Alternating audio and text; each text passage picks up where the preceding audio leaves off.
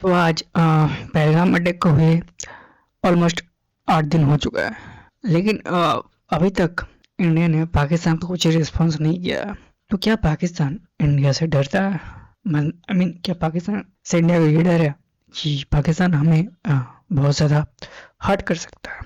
और देखो, अभी तक इंडिया ने जो रिस्पॉन्स दिया है वो सारे मिलिट्री के अलावा है, जैसे इंदुस वैली ट्रीटी को सस्पेंड करना, लेकिन उससे प्रेजेंट में कुछ इफेक्ट नहीं करेगा पाकिस्तान को। जो इफेक्ट करेगा, अगर इंडिया डैम्स बनाती है और पानी को डाइवर्ट करती है तब जाके पाकिस्तान को कुछ इफेक्ट पड़ेगा उससे। सेकेंडली, इंडिया ने सारे पाकिस्तानी का वीज़ास कैंसिल किया है, और जितने भी इलीगल पाकिस्तानी इंडिया में रह रहे हैं और जो लीगली भी ले रहे हैं सबको भेज रहे हैं पाकिस्तान। जो लोग आज से 40, 25, 10-20 साल से इंडिया में आके रह रहे थे, उनको सारों को भेजा जा रहा है, और ये सारे लोग इलीगली हैं, रह रहे हैं। तुम सोच के देखो, हमारा एक ऐसा कंट्री जहाँ पे लोग इलीगली रह रहे हैं, सिर्फ पाकिस्तानी नहीं।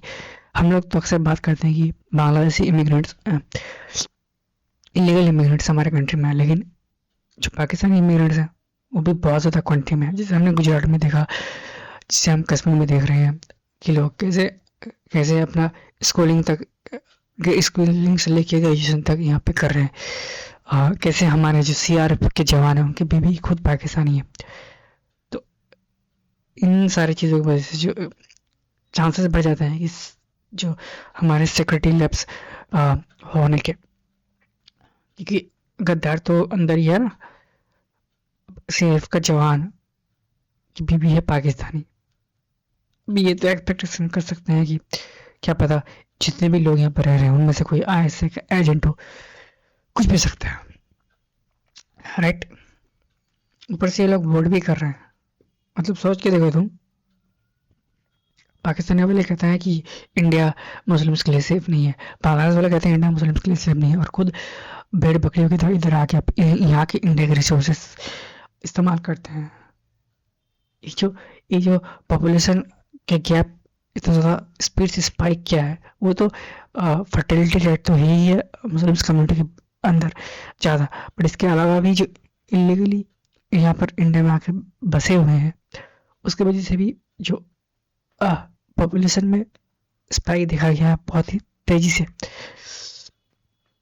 लेकिन और इसलिए हम लोग देख रहे हैं ना कि कैसे जो पाकिस्तान का फ्लैग है उसको रोड से हटाया जा रहा है कुछ मुस्लिम्स के द्वारा। तो अब तुम पूछोगे कि भाई हमारे कम्युनिटी को हेट क्यों करते हो, अगर इस तरह के काम करोगे तो ऑब्वियस बात है हेट तो करेंगे ना दूसरे कम्युनिटी वाले, उसमें कोई ऐसा बड़ा बात नहीं है। और दूसरा मैं ये चीज़ कहना चाहता हूँ, क्या इंडिया पाकिस्तान को रिस्पॉन्ड करने से डर रहा है? एक्चुअली अगर मैं सच बोलूँ तो हाँ, डर रहा है इंडिया पाकिस्तान को रिस्पॉन्स करने के लिए। इसका रीज़न मैं तुमको समझाता हूँ। देखो, पाकिस्तान के पास खोने के लिए कुछ नहीं है, और हमें सबको पता है कि जिसके पास खोने के लिए कुछ नहीं होता वो बहुत ज़्यादा डेंजरस से होता है, जिसके पास खोने को बहुत ज़्यादा है। इंडिया अभी एक ग्रोइंग इकोनॉमी है। इंडिया जो अभी चाइना पे टैरिफ लगा है उसके वजह से जो यूएसए में जो सारे आईफोन इंपोर्ट होते थे चाइना से, उस सारे फैसिलिटीज़, प्रोडक्शन फैसिलिटीज सारे इंडिया में आना था। उसके साथ साथ काफ़ी और ज़्यादा इन्वेस्टमेंट भी आना था, और इसके वजह से चाइना ने अपने पपेट पाकिस्तान को कहा कि भाई एक टेररिस्ट अटैक कर दो और इंडिया को वॉर में लगा दो। और यहाँ पर इसलिए हम देख रहे हैं ना कि जो एलओसी है वहाँ पर 4 दिनों से फायरिंग कर रहा है पाकिस्तान इंडिया को प्रोवोक करने के लिए। और आज तो जो इंटरनेशनल बॉर्डर है वहाँ पर भी पाकिस्तानी सोल्जर्स ने इंडियन सोल्जर्स पे अटैक किया ताकि इंडिया गुस्से में आके ठोक दे। और दूसरा, यहाँ पर जो मिनिस्टर्स हैं पाकिस्तान के वो भी एग्रेसिव स्टेटमेंट दे रहे हैं। तो इससे हम ये समझ आता है ना कि देखो, पाकिस्तान चाहता है कि एक वॉर हो जाए, और पाकिस्तान क्यों चाहता है? क्योंकि ये चाइना चाहता है। चाइना ये क्यों चाहता है? कि चाइना नहीं चाहता कि इंडिया स्टेबल रहे, क्योंकि अगर इंडिया स्टेबल रहेगा तो चाइना के से प्रोडक्शन इंडिया में शिफ्ट होने लगेंगे, और ये चाइना के लिए बड़ा एक इकोनॉमिक झटका होगा। तो हम बात करते हैं, देखो अब अगर मान लो इंडिया रिस्पॉन्स करता है, मिलिटरीली रिस्पॉन्स करता है, क्योंकि अभी मिलिट्री को फ्री हैंड मिल चुका है प्राइम मिनिस्टर से, अगर मिलिट्री रिस्पॉन्स करता है तो सबसे पहले तो ये बेस्ट ऑप्शन नहीं है इंडिया का, क्योंकि इंडिया का ग्रोथ है वो काफ़ी ज़्यादा रुक जाएगा उससे। और हमें ये बात नहीं भूलनी चाहिए कि पाकिस्तान के सपोर्ट में चाइना है, एंड चाइना दुनिया का सेकंड मोस्ट पावरफुल कंट्री है प्रेजेंट में, और चाइना का बैकिंग है पाकिस्तान को। दूसरी तरफ टर्की बांग्लादेश का भी सपोर्ट है पाकिस्तान को। और यहाँ पर हम अगर बात करें इंडिया की, तो इंडिया अभी के टाइम पे एक आइसोलेटेड हो चुका है दुनिया से। यूएसए के प्राइम मिनिस्टर डोनाल्ड ट्रम्प ने कहा है कि भाई मेरे लिए जितना पाकिस्तान जरूरी है उतना इंडिया है, तो यूएसए तो कभी भी उम्मीद नहीं करना चाहिए।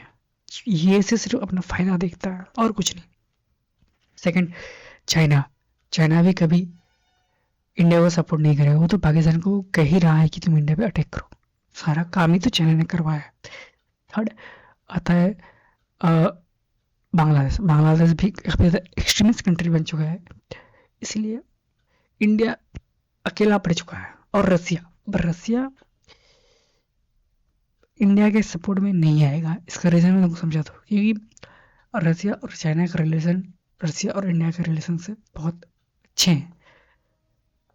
ये 1975 नहीं है ना, ये 2025 है। तो मैं तुमको लिख के कह देता हूँ कि इंडिया अकेला पड़ चुका है। इसलिए अगर पाकिस्तान के ऊपर अटैक किया या पाकिस्तान ने अटैक किया और एक वॉर खिंच गया ज़्यादा लंबे टाइम तक, तो ये मत समझना कि इंडियन आर्मी एक महीने में निपटा दी पाकिस्तान को। पाकिस्तान के ऊपर एक सॉलिड बैकिंग है चाइना का, तो काफ़ी लंबे तक अगर वॉर चलेगा, और जितना लंबा टाइम तक वॉर चलेगा उतना हमारी कंट्री जो चाइना से 20 साल 30 साल पीछे ऑलरेडी चल रही है, वो और ज़्यादा पीछे चली जाएगी। तो फिर क्या करें? हम रिवेंज ना ले, टेररिस्ट से डर के हम लोग रिवेंज ना ले, जरूर रिवेंज ले। हमें लॉन्ग टर्म प्लान बनाना चाहिए जिससे ये सारी चीज़ें खत्म हो। जैसे इसरो ने अभी ऑलमोस्ट कितने 150 सैटेलाइट्स भेजेंगे कश्मीर और एलओसी में, जिससे हम अच्छे से नज़र रख सकते हैं जितने भी मूवमेंट होगा उस सब के ऊपर। सेकेंडली, जो रूट कॉज है उनको ख़त्म करने का ट्राई करना चाहिए, जो कि है मुस्लिम्स की एक्सट्रीमिज्म आइडियोलॉजी। और जो अच्छे मुस्लिम्स हैं उनको भी यहाँ पर आना चाहिए और ये बताना चाहिए लोगों को, अपने फेलो मुस्लिम्स को, कि भाई तुम जो कुरान का मीनिंग समझ रहे हो वो कुरान का मीनिंग नहीं है, कुरान का मीनिंग अलग है।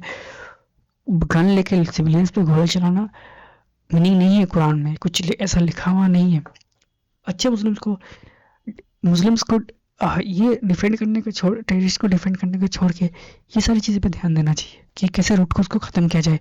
और जो इलेक्ट्रिसिटी को सस्पेंड किया है, इसके बाद डैम बनाया जाए, डैम बना के पानी रोक के पाकिस्तान की इकोनॉमी ऐसे ही जो लोन के भीख मांग के चल रही है वो और ज़्यादा उसको तोड़ना चाहिए, उसके कमर को तोड़ना चाहिए। सेकेंडली मैं ये कहना चाहता हूँ कि अगर स्मॉल स्केल वॉर भी होता है तो वो लंबा खींचने वाला है, और जो बलूचिस्तान है उसको भी अलग करके सपोर्ट करना चाहिए। क्योंकि देखो, एक बात तो बांग्लादेश अलग हो चुका है, सेकेंडली बलूचिस्तान भी अलग कर दो। इकोनॉमिकली पाकिस्तान को तोड़ो। अब देखो, अब अगर आर्मी के बीच वॉर होती है तो कैजुअलिटीज भी होगी। और अभी इस टाइम पाकिस्तान रेडी बैठा हुआ है कि भाई तुम लोग आओगे और हम लोग मारेंगे, तो इससे हमारी इंडियन आर्मी की कैजुअलिटीज ज़्यादा होगी। तो हमें इस सही टाइम पे सही जगह पे अटैक करना चाहिए, जिससे हमारा नुकसान कम से कम हो। खैर, तुम क्या सोचते हो इस वीडियो के बारे में जरूर बताना। मैं मिलूंगा तुम लोग साथ नेक्स्ट वीडियो में, तब तक के लिए पीस आउट, बाय।